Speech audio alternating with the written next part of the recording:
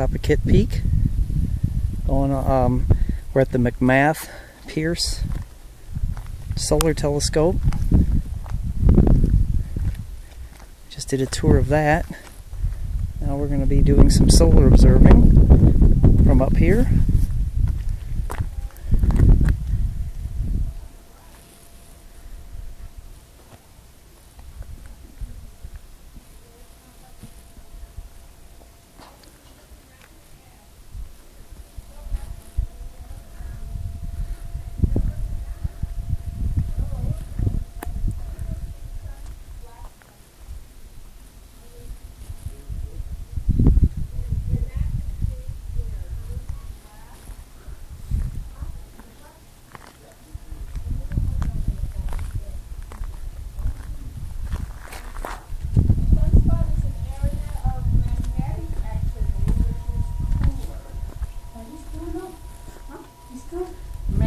Yeah, you have better eyes than mine. Okay, now if you come over to this one, you can see on the edge of the sun, you can see the projections that look kind of like, whoops, here we go.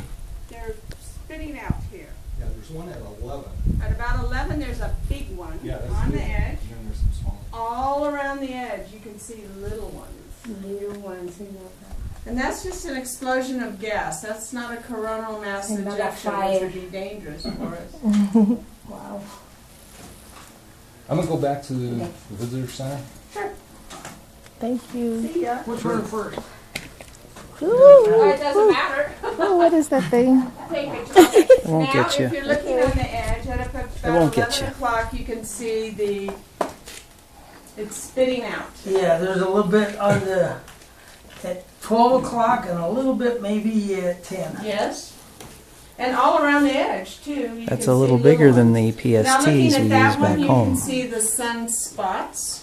For what This is a white light and It's a filter HA that's on it. Okay. view. This is a hydrogen alpha. Okay, who's next? Interesting, huh?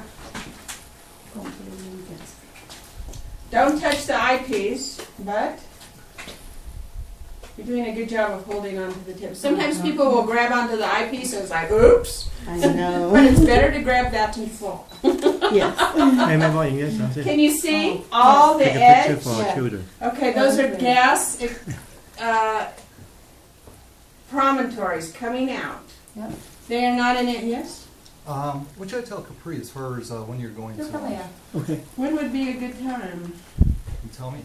11:30? Is anyone coming? I don't see people coming, so All right, let's say 11:30. yeah.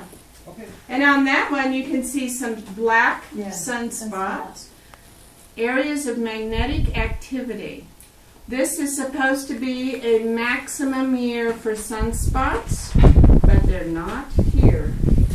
I'm going to just go right here and get out my booklet so I can show you some of these things. Oh, I'll wait. You get Next, Yeah, go ahead. you go ahead. Okay, thank you. try to hold on here. There you go. You can get a picture of them up there. Oh yeah, that's right. These sunspots look like this.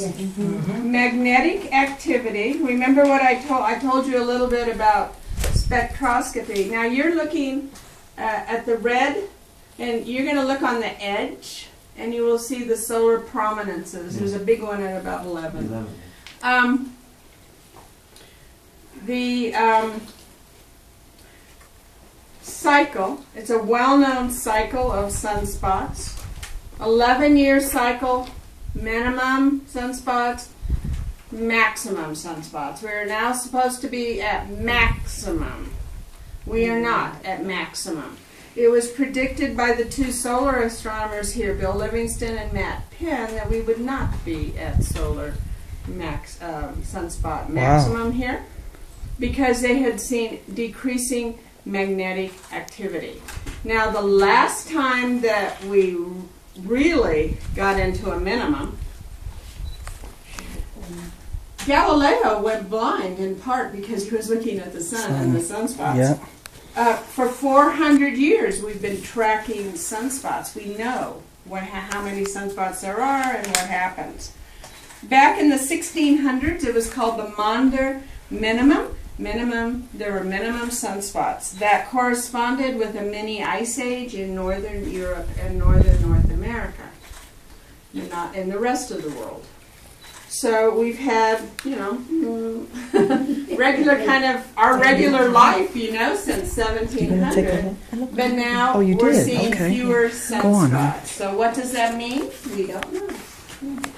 However, scientists such as agriculture specialists are actually starting to think about this as a possibility of maybe seeds wheat that can be harvested in colder climates, that we need to start preparing for the possibility of northern coldness coming. Can you see the sunspots? Sometimes you get your eye right down on the eyepiece. Don't be ashamed. You can see better. Oh. I see them. You should be seeing a lot more.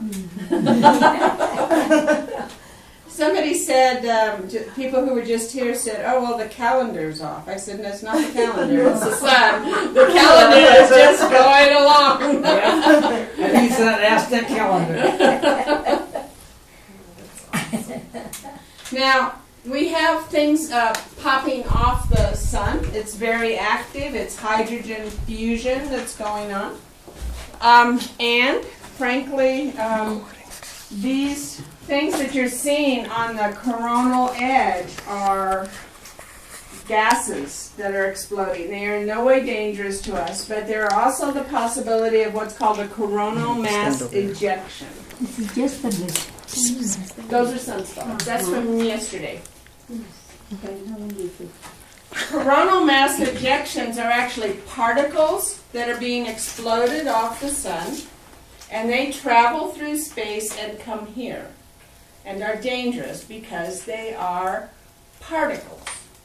But we have a few days warning. They can go anywhere in space. A few months ago they went to Mars, so Curiosity was shut down. Oh, wow. If they're heading toward the space station, everybody gets inside.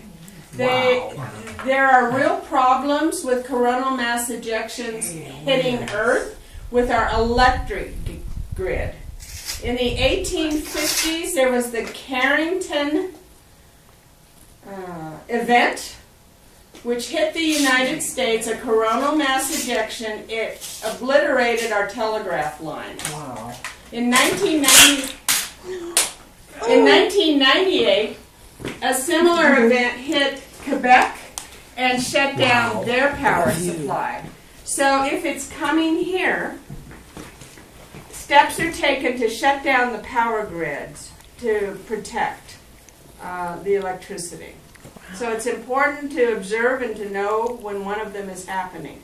It's not happening right now. Wow. Don't worry. Well, that's good.